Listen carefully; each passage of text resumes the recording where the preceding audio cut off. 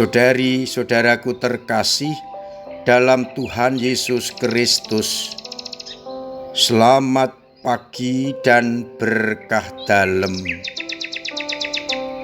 Kita bertemu kembali dalam renungan harian Senin 19 Januari 2026. Seperti biasa, kita mendasarkan permenungan kita pada bacaan Ekaristi hari ini. Bacaan yang pertama dikutip dari kitab pertama Samuel bab 15 ayat 16 sampai 23. Digambarkan dalam bacaan tersebut bagaimana Allah menolak Saul sebagai raja. Karena Saul telah melanggar perintah Allah, yakni Saul menjarah atau membawa pulang jarahan dari musuh yang dikalahkan. Itu adalah larangan dari Allah. Namun Saul melakukannya dengan maksud bahwa jarahan itu termasuk ternak-ternaknya akan dipersembahkan kepada Allah. Namun Samuel menegaskan, mengamalkan sabda Tuhan lebih baik daripada kurban sembelihan. Maka Saul akhirnya ditolak sebagai raja. Sedangkan dalam bacaan Injil yang dikutip dari Injil Markus bab 2 ayat 18 sampai 22, dikisahkan bagaimana murid-murid Yohanes dan murid-murid orang-orang Farisi berpuasa. Namun murid-murid Yesus tidak berpuasa. Maka mereka mempertanyakannya kepada Yesus, "Mengapa murid-muridmu tidak berpuasa?" Dan Yesus menjawab, "Dapatkah sahabat-sahabat pengantin pria berpuasa selagi pengantin itu bersama-sama dengan mereka? Selama pengantin itu ada bersama mereka, mereka tidak dapat berpuasa. Tetapi waktunya akan tiba, pengantin itu diambil dari mereka, dan pada waktu itulah mereka akan berpuasa." Kemudian melanjutkan pengajarannya. Tidak seorang pun menambalkan sarek kain yang belum susut pada batu yang tua. Karena jika demikian, kain penambal itu akan mencapitnya.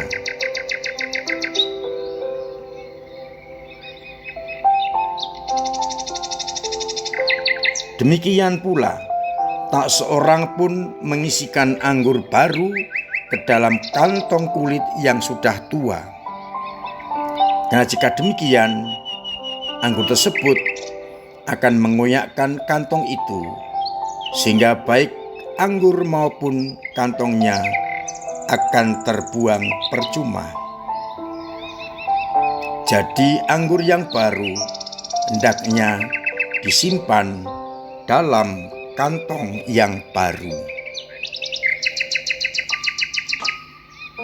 Saudari-saudaraku terkasih dalam Kristus, Dari bacaan yang pertama, kita diajak untuk tetap memperhatikan, merenungkan, dan melaksanakan kehendak Allah daripada kehendak kita sendiri. Meskipun nampaknya benar dan suci, namun itu tidak berkenan kepada Allah. Yahweh telah melarang Saul untuk membawa pulang jarahan dari negara atau kerajaan yang dikalahkan. Tetapi Saul berpikir bahwa ternak-ternak yang diperoleh peperangan akan dipersembahkan kepada Yahweh. Itu pola pikirnya Saul.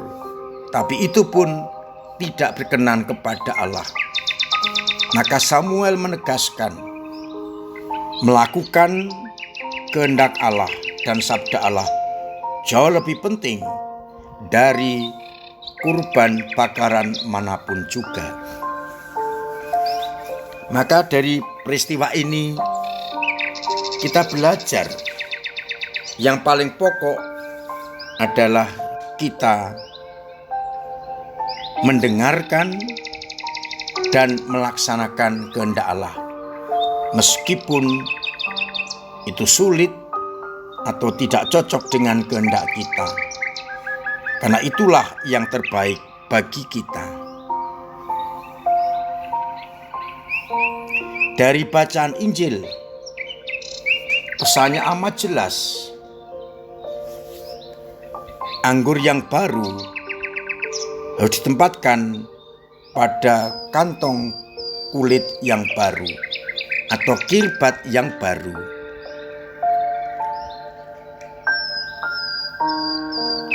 Sabda Allah, kehendak Allah adalah ibarat anggur-anggur yang baru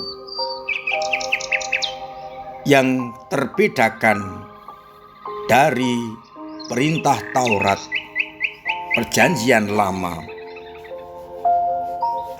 Maka sabda Tuhan ini harus kita letakkan pada kantong kulit yang baru, pada kirbat yang baru, hati yang baru. Oleh karena itu, kita harus membaharui hati kita untuk menjadi tempat sabda-sabda Allah yang adalah anggur-anggur baru, agar anggur itu, sabda itu tidak sia-sia terbuang. Kita memakai cara baru untuk menangkap sabda Allah.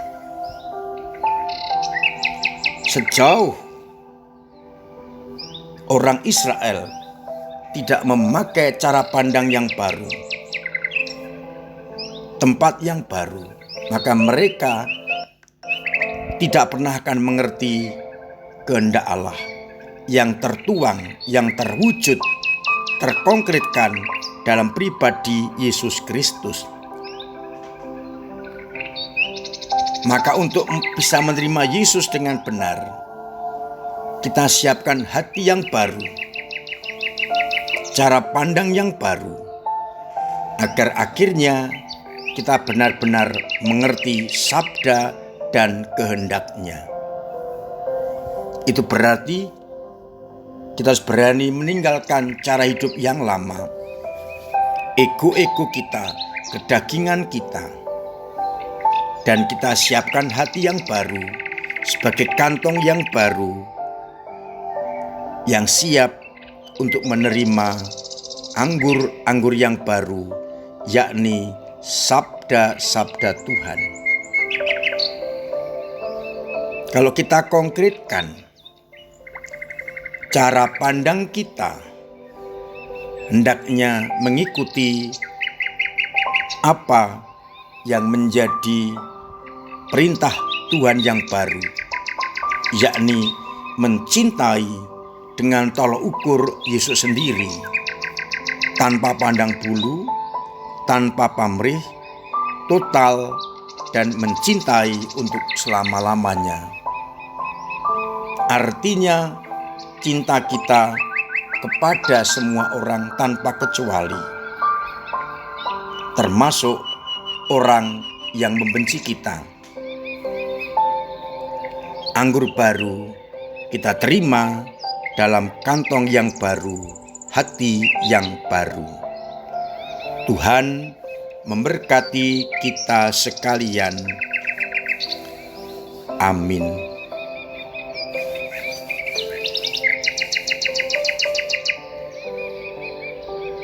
Marilah kita berdoa.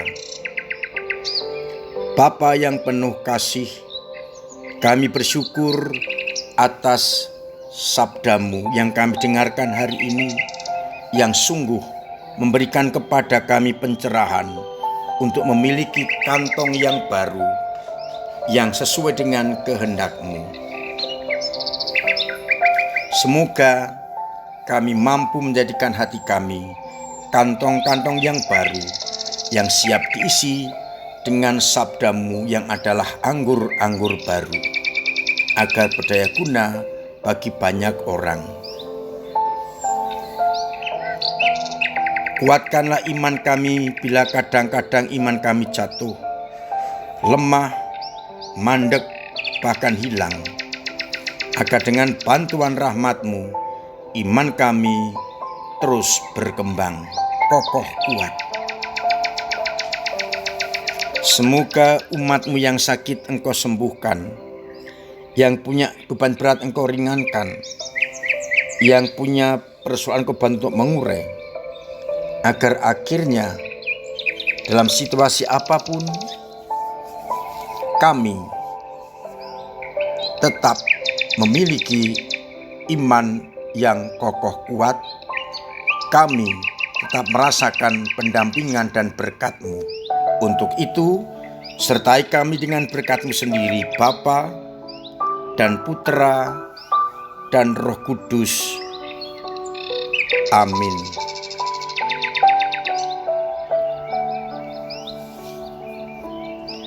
Saudara-saudaraku terkasih, tetap saya ingatkan agar tetap memiliki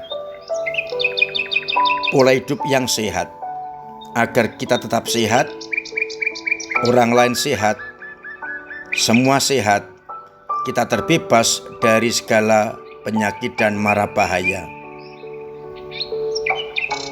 Terima kasih untuk peran panjenengan semua dalam hidup menggereja, dengan doa-doa, dengan pemberian diri, pemberian tenaga, pemberian waktu, pemberian karya, dan juga pemberian dana yang memperlancar karya-karya gereja. Mari terus kita tingkatkan agar akhirnya kita masing-masing berkontribusi dalam lingkungan, wilayah, dan paroki.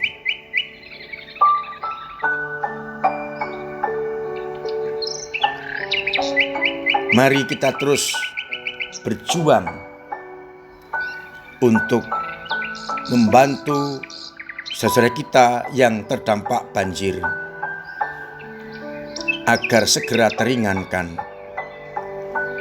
Tetap saya ulangi, saya himbau umat yang terdampak banjir dan mengungsi, silahkan mengungsi ke gereja terbuka agar lebih nyaman.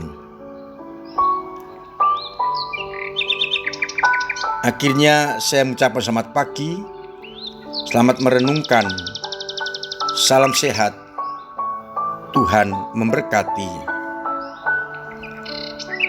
Terpujilah nama Yesus, Maria, dan Yusuf, sekarang dan selama-lamanya. Amin.